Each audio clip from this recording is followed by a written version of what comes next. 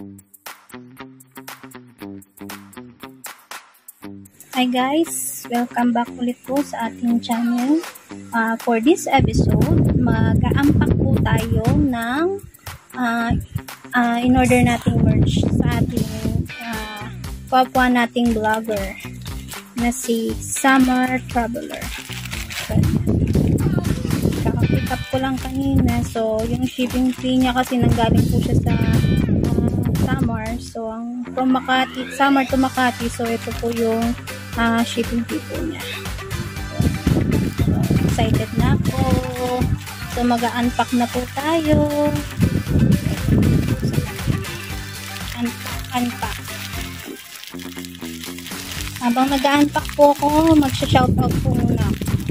Shoutout po sa Team Tinggil, Team US, Team Singapore, Team Canada, Team Australia, Team Italy, Team Pampanga,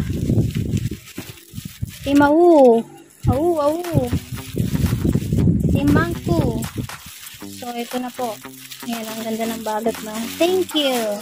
Please come again. O, diba? Parang nasa mall ka. So, ito po yung mga in-order po namin sa mga t-shirts. So, isang black, isang yellow, favorite color ko to, yellow, at isang white para sa aming tatlo. At nakisabay po si Grapes Corner, so sa kanya ay kulay ubas, kulay violet. So, ayun. So, yun po siya. So, siyempre yung sa akin dito, color yellow. Anong color sa'yo, Nak? Black daw yung kay Crison. So, ayun. Susukatin ko na po siya kung ano yung itsura niya, tsaka cute. Yan. Yan. Ganun siya. Tcharam! Sukatin ko muna.